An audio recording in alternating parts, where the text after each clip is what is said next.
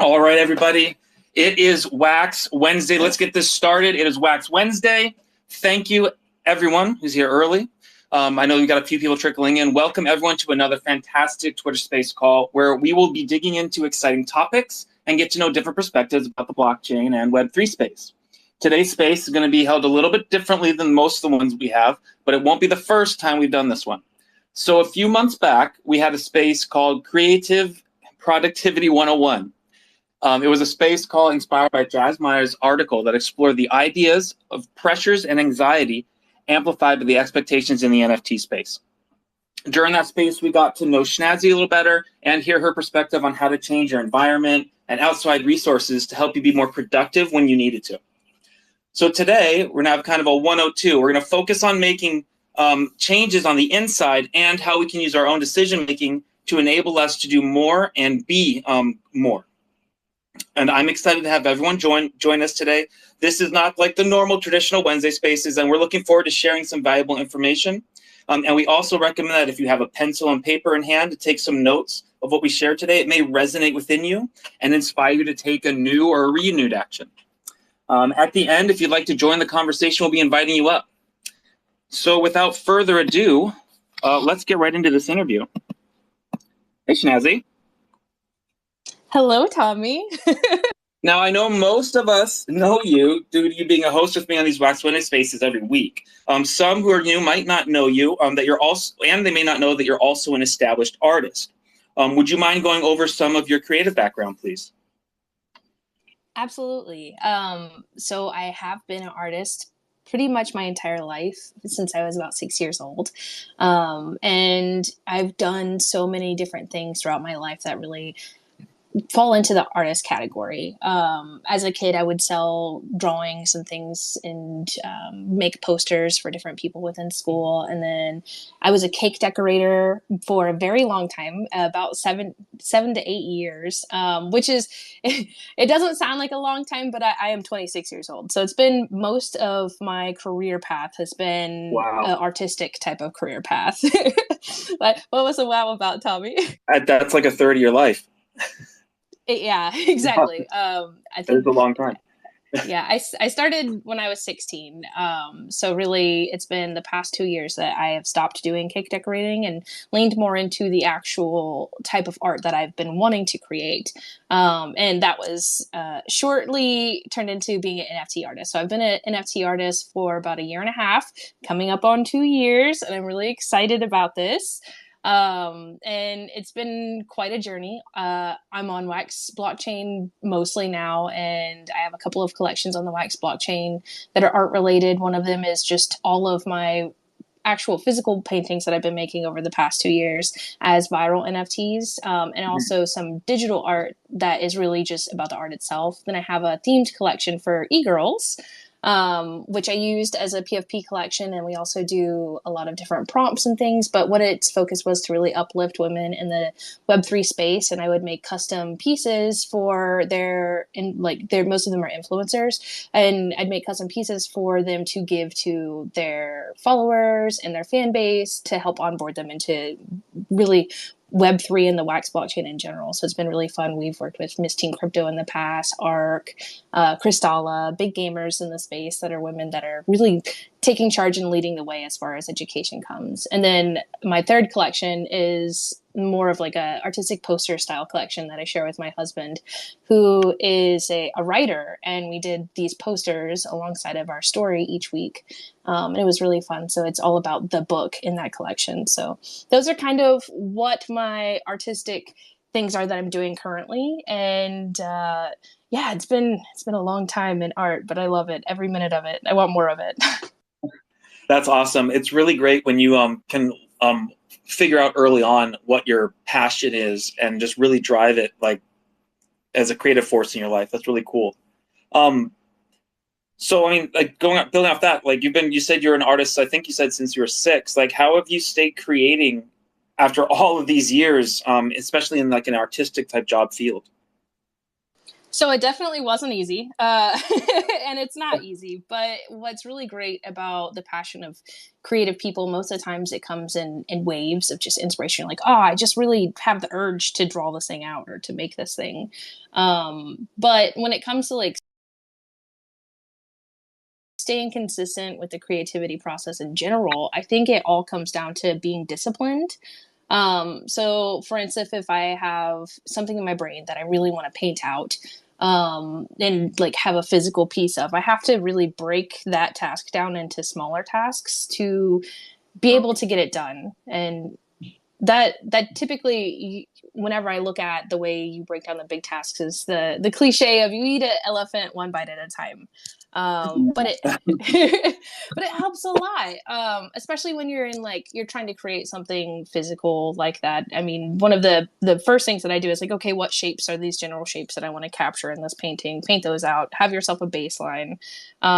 Work on your background. Move forward to the foreground. You know, just like breaking things down into little to-dos to really take charge of this. And we're talking about specifically art right now, but I mean in life in general, you can do this with anything that seems really daunting of a task as well. Like a lot of people I know are in school still, and they have the giant finals coming up, especially as it's like the end of the quarter.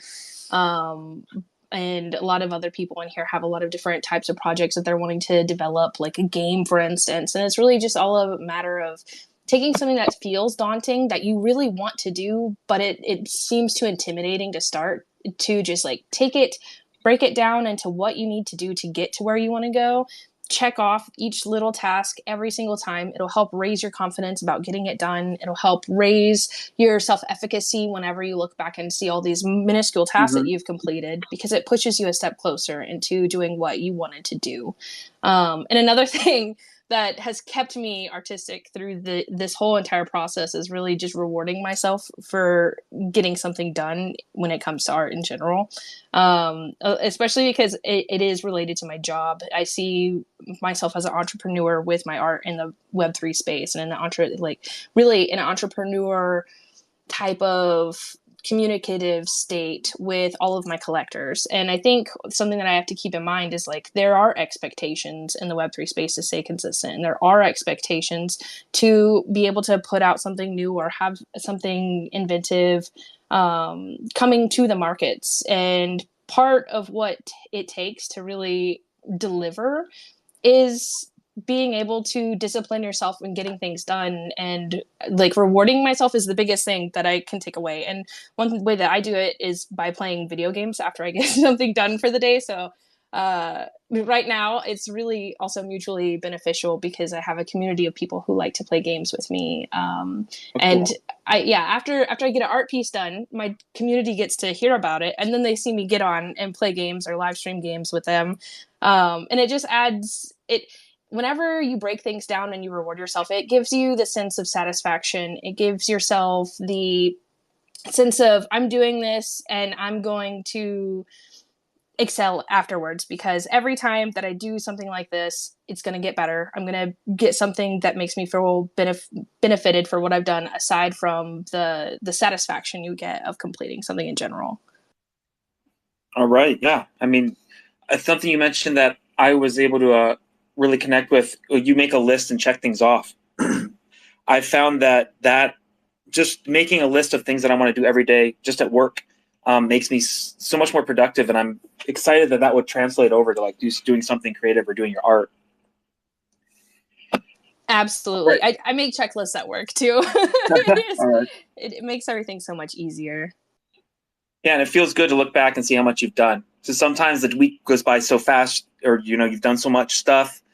It's good to go back and see how much you have accomplished, especially when you're like getting like dragged down or you're getting fatigued all the time. Speaking of like fatigue, like have you struggled with that? Absolutely. Currently, it's been on a weekly basis, but that's kind of intentional. I've put myself in a situation where I wanted to get better at making art more daily. And that's not only for being able to have deliverables regularly, but it's also for working up that muscle of this is what I'm going to do at the, forming the habit. This is what I want to do at this time of day. I want to have this done. I want to get better at these things. But it's it's not easy to always be motivated, right? You can't be motivated all of the time, especially when it comes to something that is work for you in the moment. And I know everyone can relate to that. But the key is that you can still be productive even when you don't have the motivation itself. So one of the things that I always do is try to set expectations for myself on what I am wanting to actually accomplish, and then realize that you really can do anything you want to do no matter what. It's going to be difficult, but determined and self-discipline go such a long way. And you can practice that. It grows as a muscle. So you're able to tell yourself, no, I'm doing this right now. And then after a little bit of time of doing that kind of mental exercise repeatedly, you really are able to do it better, and be more cohesive whenever you're trying to finish the task. So in this NFT space, we talk about how like consistency is really part of this golden ratio that a lot of people have when they think of what it takes to be successful. And it is partially true, but it also comes down to the intention and the end goals and what your process is like to get there, and establishing what you want to work toward is, in my opinion, what the biggest first crux is whenever it comes to fighting fatigue. Because if you are able to remind yourself repeatedly about why you're doing this or what you want out of this, and break it down in reverse, is like, well, I'm not able to have this thing because I need X to happen first. Then it gives you kind of those goals in a different way, and it makes you really take a step back and understand that these are achievable tasks. Like, this is achievable. I'm going to get through this. That's when discipline really starts rearing its head more than the motivation in general. Yeah, discipline is I think, very important because there's going to be times when you just wake up. I mean, I would assume that everyone has this. You just wake up and you're just in a funk, and you just don't want to really get out of bed. You don't really want to do anything. You just kind of want to maybe scroll through Twitter and get mad at somebody else online. Like, what do you do when you feel like that, when you don't have that impetus to be creative? How does the discipline, how do you harness that?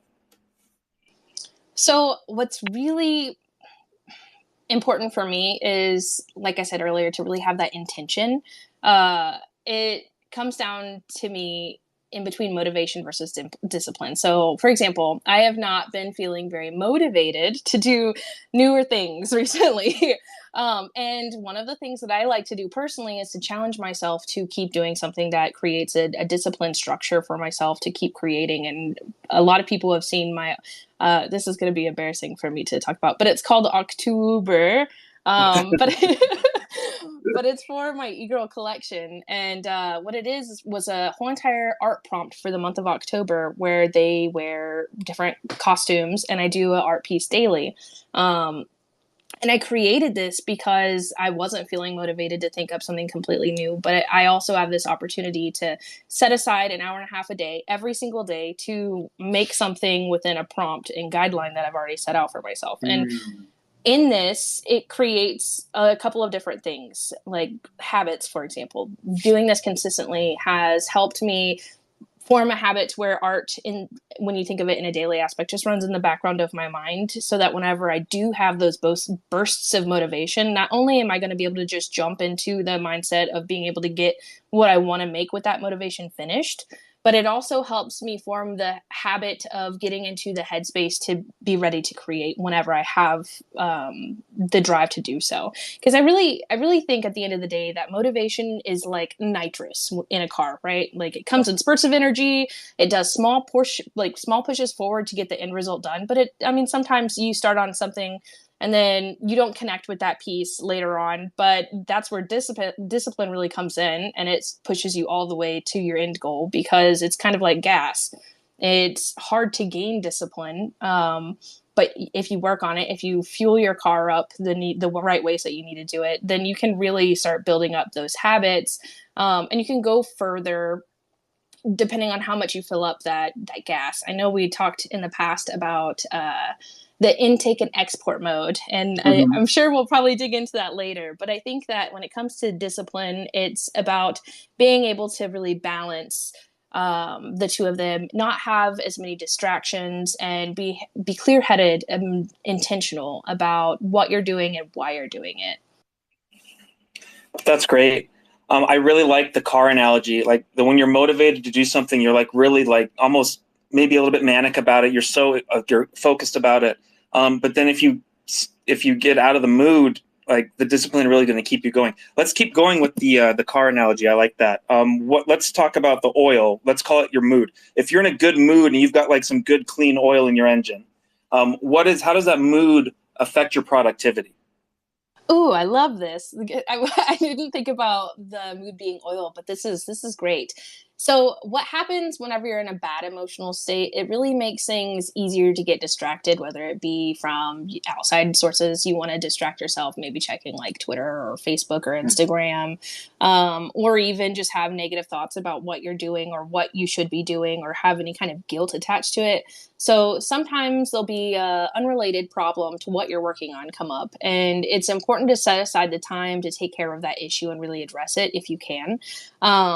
That way you're able to come to your work with a peace of mind, be able to focus on what you need to focus on and push through it. But other times, sometimes the emotions that you're feeling can really carry itself into the final product of what you're doing, which if you're doing art, it can really add to your piece. But if what you're working on is putting you into a bad mood, like let's say that in physical paintings, you can't just like Control Z and undo something.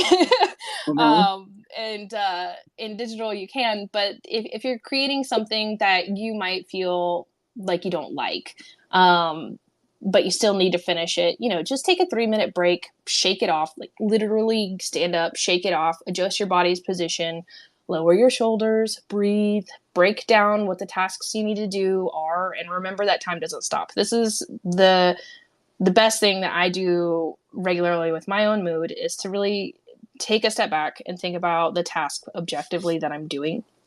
Often I will say to myself something like, this is only going to take 45 minutes. It will be over soon. If I work on it now, it'll be done in 45 minutes and I won't be a problem for anymore.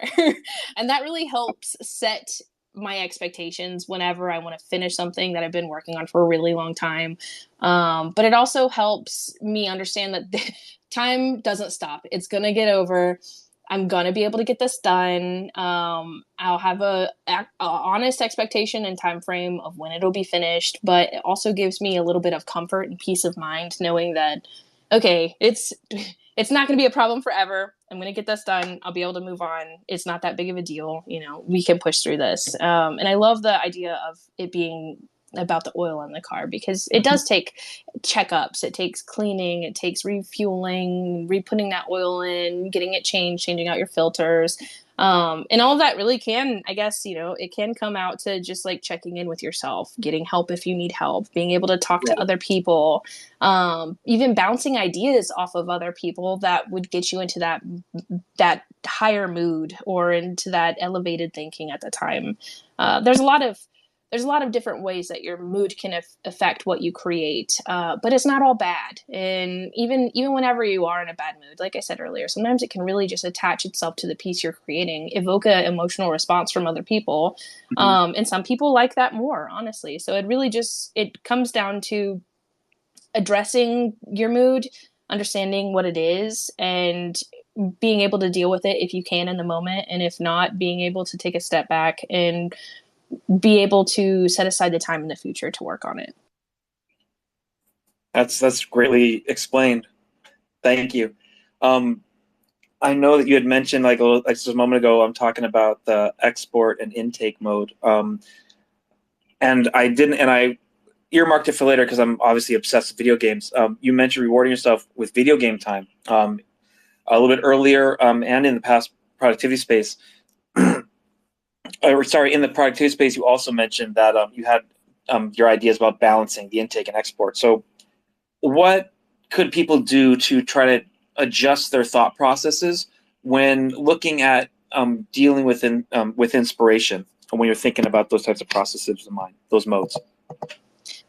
Yeah, so in intake mode itself, that's really where you start gathering inspirations, and there's so many different ways that you can get inspiration from other things.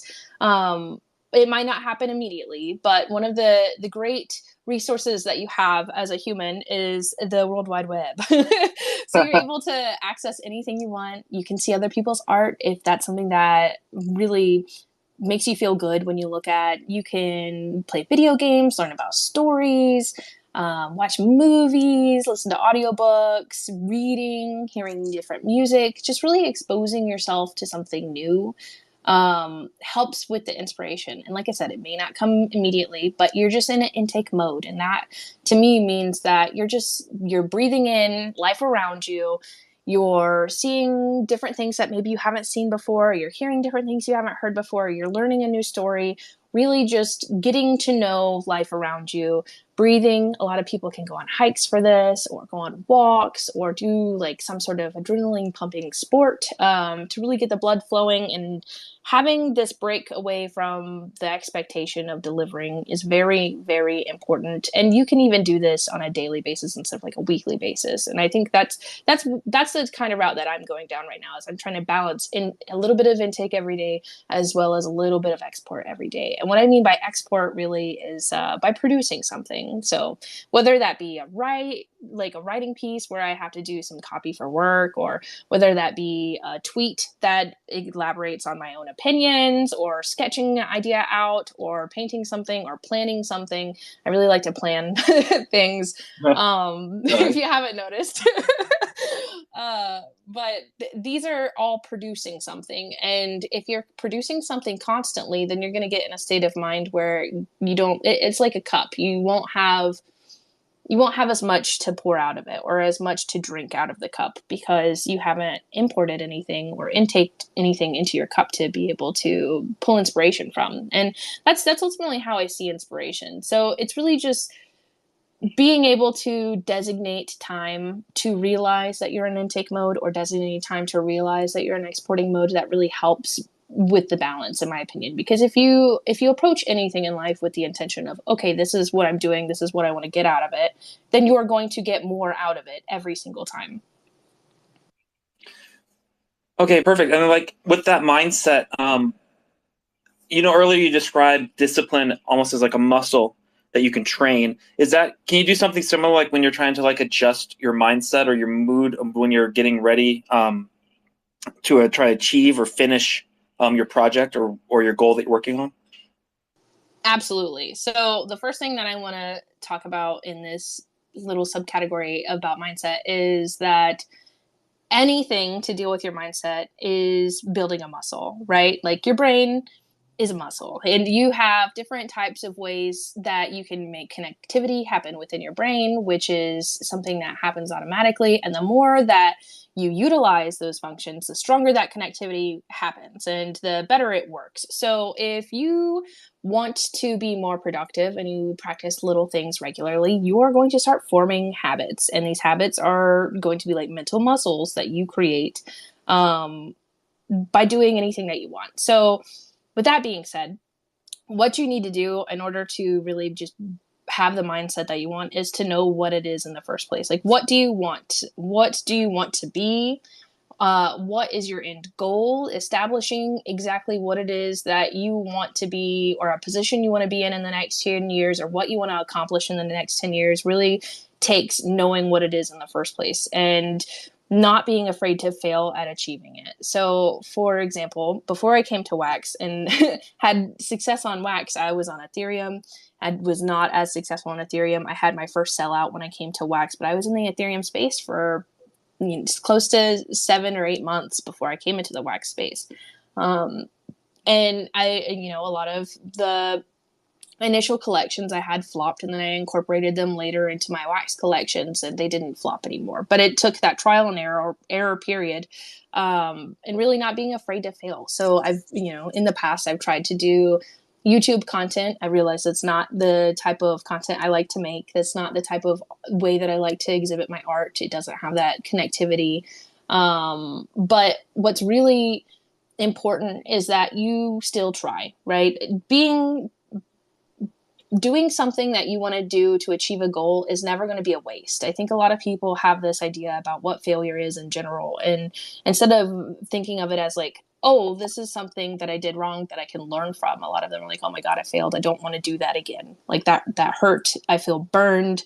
I don't want to put myself in a situation like that. And what ultimately you should do with any time that you feel like you failed is to take it, reflect back on it, and then really analyze what you did, maybe why it didn't work out, and what you could do better the next time, or maybe what different ways you can address it again, and try it again. You know, there's nothing that you'll lose for trying something a second time. And I think it's really important to push forward with what you want, because the more that you do, the better you're going to get at doing it. You know, if you feel like you failed at, let's say, creating every single, let me break it out this way. Every car had a prototype, and all those prototypes, you know, all those prototypes for every single car type in the world had something wrong with it first initially, and then changed into a different one. Maybe they adjusted the way the seats worked. Maybe they adjusted the airbags. You know, all of these different features are something that you can work on a car, and they're also something you can work on yourself. It's like, oh, did I not have enough willpower to be consistent when I wanted to be consistent, or stick to like my streaming schedule or something along those lines? Or, oh, maybe I just had a bad mood and I didn't address it when I needed to, and I just let it fester, and then I just lost my motivation and I didn't know how to be disciplined with it. Or, you know, there's so many different things that it could be. But it's just taking a moment to step back, think about why something isn't working the way it needs to work, and really work on doing it. You have to hold yourself accountable, because nobody else is going to hold you accountable. I know whenever we're kids, we have the ability to rely on our parents or our teachers to try to steer us in the right way, and hold us accountable. But as adults, we don't have that kind of structure. And really, this is where ambition is built, is by holding yourself accountable to what you want to do and then doing what you want. And like I said, it gets easier over time because it is a muscle that you build up. And I think it's really important to try to reflect on yourself in those ways. Yeah, I think you're absolutely right. You brought up the prototype design of the different cars, and there's always like something in small incremental improvements that changed what it had on the drawing board up until the final product. But I think it's one thing to say like, oh, you just need to not be afraid to fail. But I think that sometimes that can paralyze someone. You also said something just now, doing something to achieve a goal is never time wasted. And I really want to point that out. Like we're all going to fail. No one has been perfectly done everything right every single time. Not yet. But like when you fail a couple times, sometimes you might get discouraged, or you might start second guessing yourself. Like, what would you say to people who are often like doubting themselves, or just second guessing if they're doing the right direction, or going in the right direction, or making the right moves? I love the doing something is better than nothing, because I wholeheartely agree with that. That's how I approach my workouts. Yes, the workouts. Oh no, that's a great allusion to the workouts, because I mean, like being productive when it comes to creativity is a lot easier for me than it does whenever I try to work out. And the same exact things apply here, and they do carry over and they do transition. And like we have talked about, it is all just really that muscle that just takes a little bit of working for it to become easier over time. And like we've talked about, it really just boils down to the self-discipline. But if someone is really second guessing if they're going in the right direction, we're going to take a step back to the analyzing, because you should be seeing an inkling of progress somewhere between the lines. If you're looking and you're reflecting on what you've done, you can ask yourself a couple of different questions to see what's the difference between who I am today and maybe who I was 6 months ago. That time frame can be completely different. If you want to reflect on yourself more regularly, I could recommend a week. But some key things to reflect on are, did any of my skills improve? Am I more confident? Did I learn something new? Have I formed any new habits? Do you like something that you didn't like then? Are you growing a dislike for anything? Have you tried anything different recently? And then if you're reflecting on these questions and you still feel like you're not seeing progress, then maybe you might need to go forward into the next 6 months with the intention of answering these questions, or within the next week of like, okay, I'm going to learn something this week, or I'm going to try something new. I'm going to work towards improving even just one small thing, because these small things that you really do work on improving actively, they add up and they get into bigger things, and they help you move forward to being a better person every single step of the way. So being actively aware that you're being better helps raise and boost your morale and makes you feel like you can do more, because you are doing more and you're giving attention to that, and it really helps. So I know in the last space we talked about having little mantras like don't put it down, put it away. And a lot of people Yeah.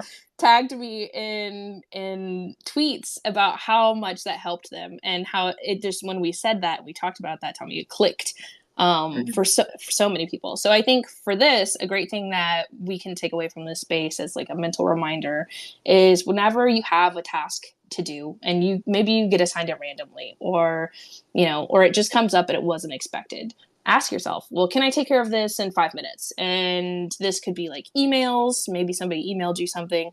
Can you take care of that email in 5 minutes? Can you do a Twitter post to keep up with your consistency? Well, it should only take 5 minutes. Go ahead. And it just comes into your mind sometimes. Randomly, these things just pop up that like, oh, I need to do this. And then you'll forget about them later unless you write them down. And no matter how minuscule it is, if you can do it in 5 minutes, just do it right then and there. Just get it done. Can I take care of this in 5 minutes? Yes, let's do it. And if not, put it on your to-do list. Well, you know what? Even put everything on your to-do list if those tasks come up, even those 5-minute tasks, because at the end of the day, if you look back on your to-do list and you have this giant list of everything that you did in the day, it's going to really boost that satisfaction of completion that you have. And when you take care of the small things, it takes a weight off of you, it takes the pressure away, and it adds to your self-value when you can see everything that you can get done consciously in a day, that maybe would have felt more daunting if not otherwise. And I did want to close that off with, that's not going to be easy. That's a big ask to do. But Okay. the most meaningful things in life are hard. Fair.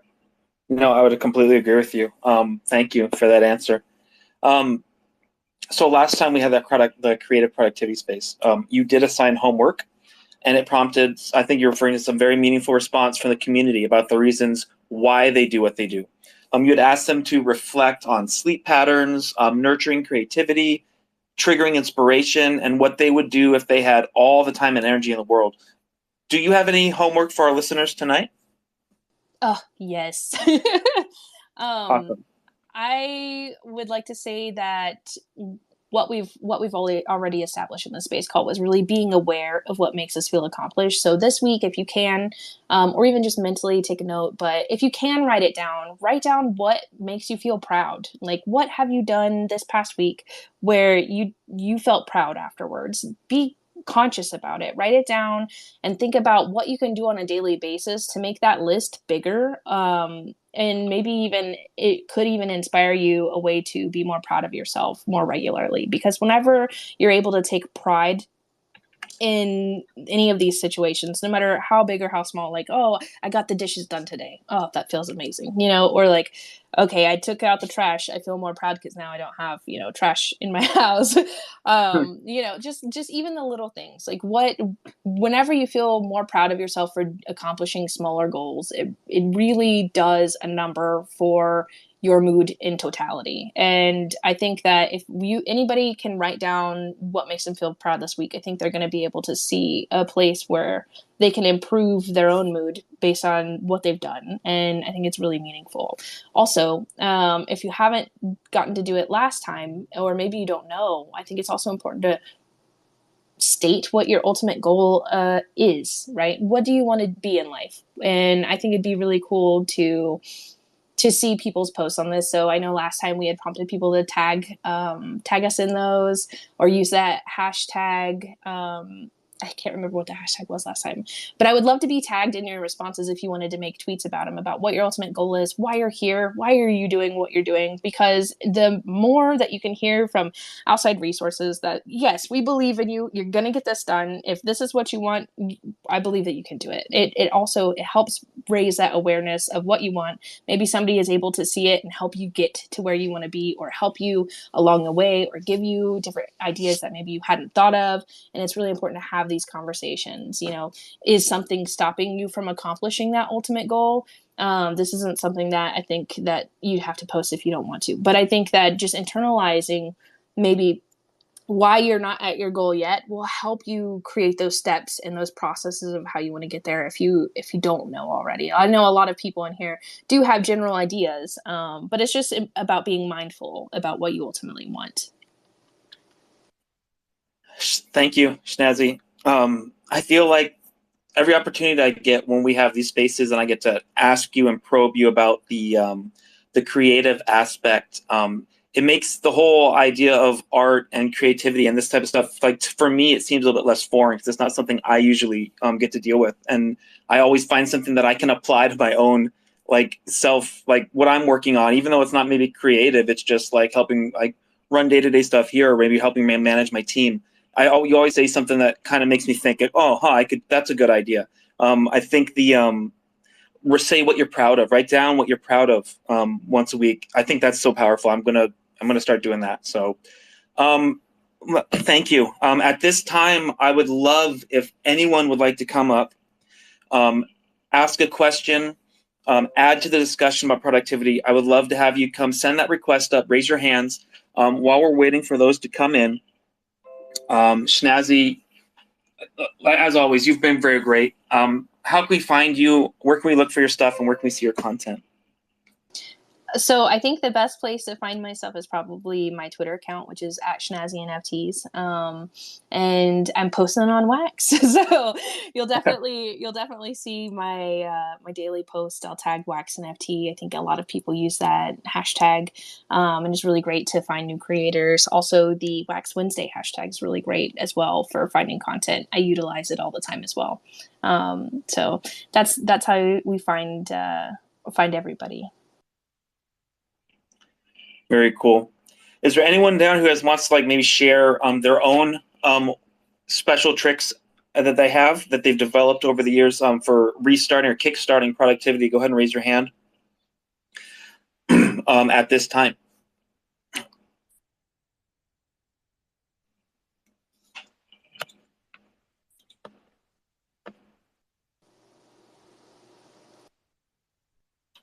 That doesn't seem too bad. That there's no questions. There was a lot to think about and to talk about today, so maybe maybe that's why. This was a lot to digest. I mean, I'm thinking already, just thinking back about like the reward. I think the rewards is the big for me. Like what I'm going to take out is for sure is like continue making the lists. You said write down everything. I see B Hut. Thanks for coming up. You said write down everything, make a list, cross it off. I feel like the crossing it off gives you like a little dopamine rush, maybe some kind of like trick to like make yourself feel better, to like keep you going. I'll stop talking and let me hand it over the mic to Bye Hut. Hello, it's Anders on the Bhood account here, but just for my personal, I kind of feel snashy there with I often like reward myself by go gaming and stuff. Like I've been community manager and doing real life store management and stuff. I've been a bartender for over 6 years, and every time, like, then one of the best things for me to always keep my motivation for doing all of the work I'm doing is taking the free time to play games or even just to go outside. I'm a weird individual sometimes. I like going out in the rain when it rains with my dog, and people think I'm weird, but I can stay out for like 2 hours in the rain and I just soaking wet when I get back. But that's something that gets me down on earth and stuff like that. Or a little bit more on the violent side, I play a lot of Call of Duty also with the rest of the team from Bhood. that's kind of how we do group management, because sometimes when we work so closely together, we kind of get to hate each other on a level, because we always disagree and we always get to like argue and stuff, and then we get to yell at each other while playing as a team in Call of Duty and trying to kill everyone else. And that, for some kind of reason, works, because afterwards we talk nice to each other and stuff, and we can been in a long fight of a discussion how to make this upgrade or how to do this or how to implement this, and kind of this discussion where we don't want to talk to each other, and then we're like, okay, let's go play, and then we yell at each other for 2 hours, and then everything works. So that kind of works for some, but I know, yeah, some is reading, some is going on a walk, but that works for us at least. Dude, 100%. I think having the opportunity to blow off steam like that is very, very cleansing, because you don't maybe hold it in. It doesn't go rancid. I can't think of the right word. Doesn't make you rotten. Doesn't make you feel like you're going to have like spoiled feelings for the person that you're dealing with. Yeah, I think that's a great way to blow off steam, especially like, I don't think it's not so violent, I don't think. I love Call of Duty. Was a lot of fun when I was playing it. I'm a lot older now. I don't play it as much. But yeah, that's a great way to blow off steam and really connect. Thanks for coming up.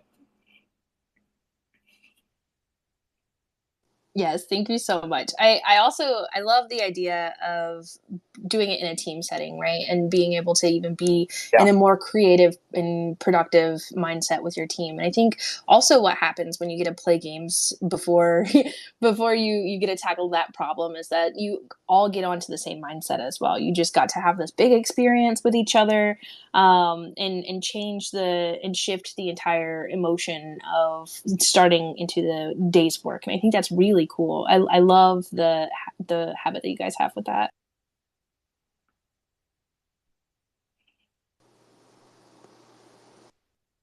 I saw Crypto Flash just requested up as well.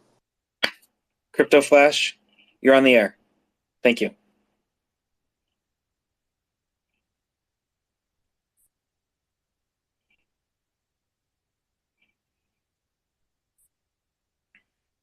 Uh-oh. I think that you are muted, Crypto Flash. Mm-hmm.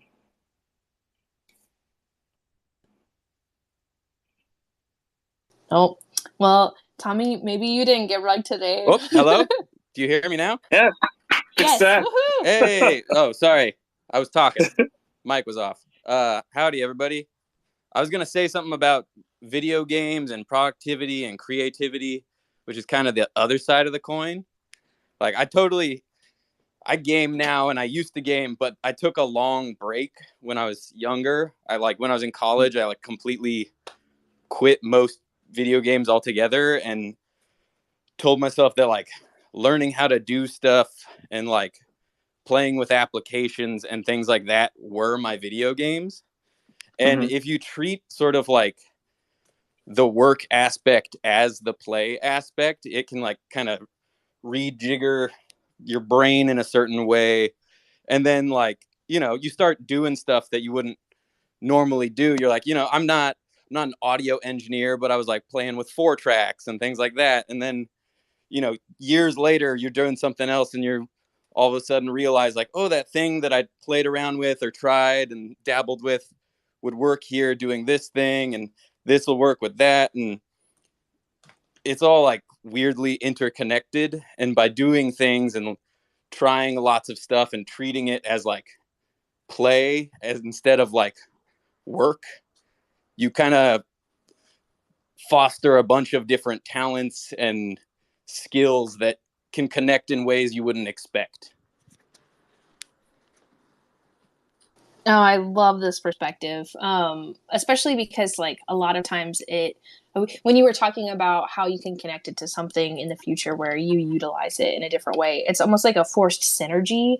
And I love that aspect. And even I think I even apply it too, because I really like being able to be in an immersive world, and that's why I like video games so much. But it's helped me try to reach out and branch out with different types of storytelling elements, and being able to connect like, oh, okay, in a video game, I would typically experience this or this. It's really helped me be able to adapt the storytelling elements into my own art. And so I definitely see what you're talking about here, and really gamifying the experience. And I think that also helps with the rewards too. So what kind of rewards do you like to do and treat yourself to, Crypto Flash?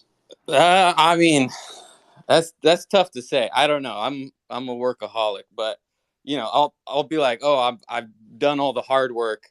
Now I'll keep working, but I'll like smoke a bunch of weed while I'm working. It's there's the active work and the less active work, where it's like, oh, I can do this like this outside. I don't have to be like I work on an iPad a lot, and I work on a computer a lot, and like working on the iPad doesn't feel like work as much as working at the computer. So there's like levels to work, and it's like, oh, I'll be more casual with like the second half of my day, but I got to do like 1 hour of serious work. Dude, that's a good point, because I do something similar when starting my day and reading emails. I'll often do that on the phone and just kind of walk around outside, just in the morning before the sun comes up, and just kind of reading and getting a start on the day in that way. And it doesn't feel so much as work, because it kind of feels like almost like a habit I've made. This is how I always start my day, so this is what I do. It doesn't even register as work. Yeah, I think that's really, really cool, because it's definitely have a different feeling from when you're reading emails on a phone in the morning versus like just sitting at your desk. Yeah, you can sort of trick yourself into doing work that doesn't feel like work. Mm-hmm. But, and I know that you said you're like a workaholic. And you said like you do all like the really heavy projects first, and then you have less heavy projects. I like to sometimes reward myself with like an entire day of less heavy projects if I work my butt off for the entire week. Sometimes my Friday will be easy projects. Oh, totally. Like, to be honest, like all the NFT stuff for me is like, that's fun. That's not work. Like that's, it's just a fun thing. So I know for a lot of people it's like a work thing, but I very much keep it as like a fun thing. And if it starts to feel like work, I'm like, I need to like pump the brakes. Right. Or find a way to make it fun again. Exactly. And that's the thing. Like, you don't have to like feel tethered to like a specific idea or concept either. Yeah, this is really valuable. You can like adjust your project like to make it fun for you again. Like, I know that like making stuff for people and like having success with people collecting your NFTs and playing your games and participating in your community can feel very rewarding, but like if it's not rewarding to you, like is it really worth it? Right. And I feel like sometimes if you're having fun doing something, I think it's easy to have the motivation, like Snazzy was talking about earlier. And it's you don't have to work the discipline muscle as hard. I mean, it's important to have the discipline for when you're not motivated. And that's going to happen because that's just, as humans, sometimes you're just not going to be motivated. But being able to do something you really love, I think you go farther with it. There's more gas in the tank, so to speak, when you really love what you're doing. Yeah, absolutely. I think it acts more as like the nitrous. You get more nitrous whenever you love doing it or whenever you're having fun doing it. And I think that NFT update, actually, he always says, and I know Crypto Kumas likes to say it too, is that like, if it's not fun, is it worth doing? And I know that Crypto Flash just said it as well. And that goes both ways, right? Because a lot of people might only want to do it if it's fun. A lot of people are doing it and focus on it for work. But it really comes down to what the intention on why you're doing it in the first place is. Like if your end goal with something is specifically catering to being like everyday productive towards a certain task or a certain goal, when it's not fun, sometimes you do have to still leverage your discipline if it helps you get to your ultimate goal of where you want to be. But if your intention for why you're doing it is to grow a skill or to gain community or to really be a part of something that you like being a part of, then that's where you do need to focus on and reflect on like the fun element of it. And I think that's really powerful. And I think it draws right back to the intention of why are you doing what you're doing and what exactly is it that you want out of doing it. Mm-hmm.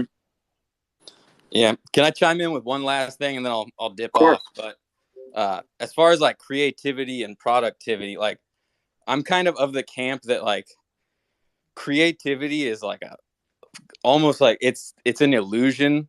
Like people are not more creative than other people. They're just better at connecting the dots.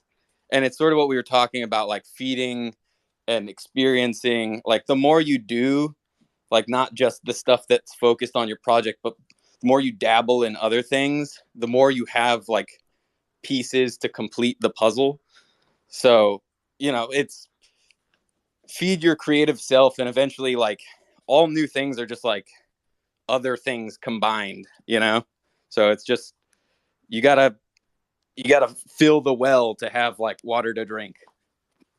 Absolutely. I love your idea about what creativity is, and what it isn't at the same time. I think that was a very, very good explanation. And it goes back to, like you said, to just like building your muscle of doing it by just doing a whole bunch of different things and being able to just master the ability to be in that headspace and to be able to learn in that space. We have 2 requests, so I have to bring them up. Hold on one second. All right.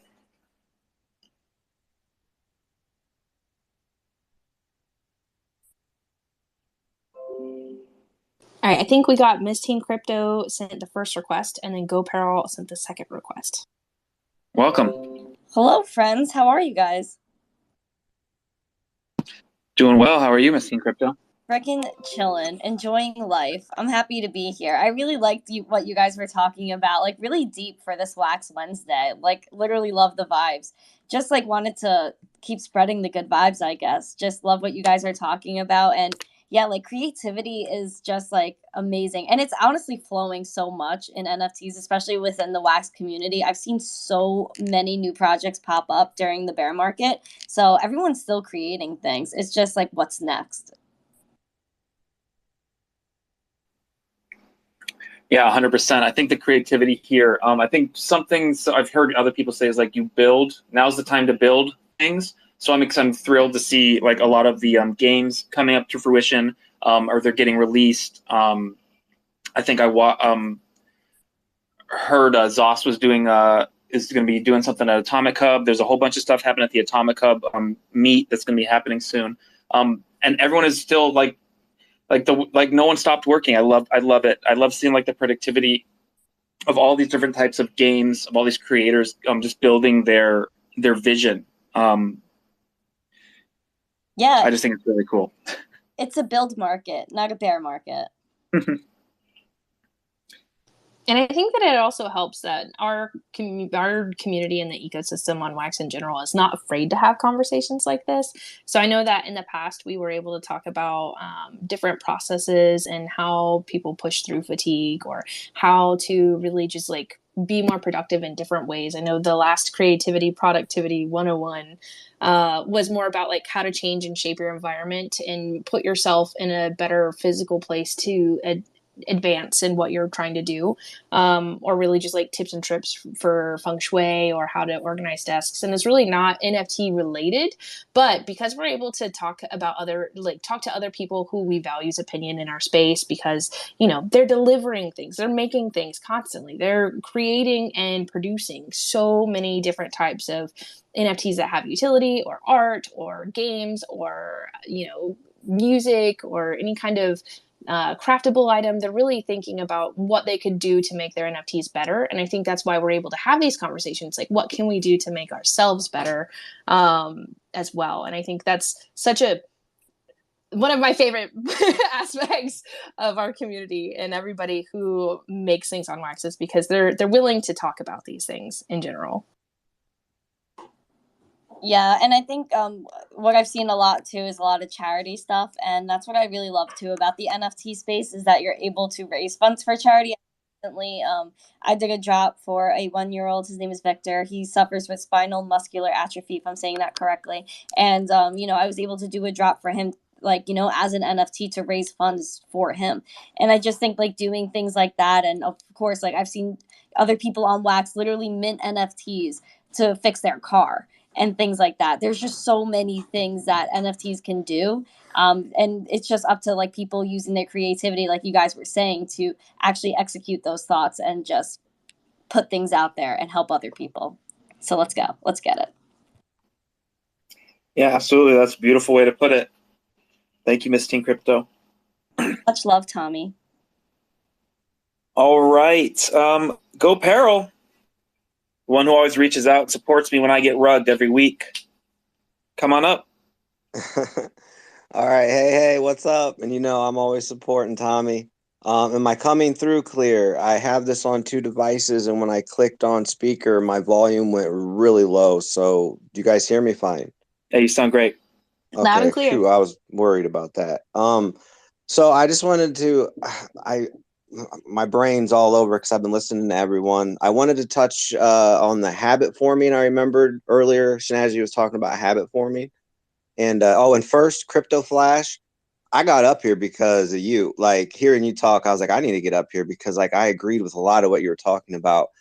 I'm gonna try to remember all of this, and I know the space is getting close to ending, so I'll try to keep it quick. So like the habit forming part in the beginning, that was really good. Like Carly and I, in the past few years, what we've had to learn to do is form new habits because, you know, for example, those that know us know like she was working a few years ago at another place and I was working just starting with eBay again, etc. And then we started doing it together. And therefore, we never worked together. You know, we've been married for like 10 years, but we've never worked together. So that was a whole new productivity experience to learn how to figure out who does what best and what, you know, what role she's good at, what roles I'm good at. And like Crypto Flash was saying about talking about using what you got, you know, and that was like really got me excited because that's kind of how we are. You know, we do a lot. It ain't just like NFTs is just one small piece of our puzzle, you know, and we're trying to learn from everybody else, you know, and we're trying to do more. And when you're doing a whole bunch, productivity can get very, like we struggle, you know, we do a lot of different things. And I know a lot of people listening are doing a lot more things, you know, than we're doing, like way bigger things. So I can only imagine, you know, so spaces like this, amazing, giving people ideas to, you know, be more productive. I like how you guys told people to take notes and all that. It's wonderful. Very good stuff.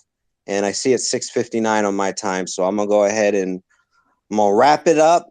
Thank you, Wax fam, for letting me up here. Tommy, Snazzy, everybody in here, you're all my friends. Love you all. Much love, Goparel. Thank you. Thanks for joining us today. I believe we have one more guest who wanted to come up and share Wax PNFT. Actually, Wax PNFT Gaming. Sorry. Come on up. Hey, Welcome. how you doing? Great. How are you? Really great. I just fixed a huge problem on the system today. Released a new template and disabled the last one was causing a problem into the system. And at some point installing a new security system into the farming itself. Like it was for people who has like legit drained the first farm we were creating ever for the project. So at some point it was really disgusting for the rest of the community. So we have to think about the solution to fix this thing. The solution we just find out is to release a new template because I just get a new designer into our team. So it gain on quality value on the NFT itself because the new template is just so much more dope. And like for real, since we just released the new template, people like it and they're buying crazy. Like the token just gained 81% up.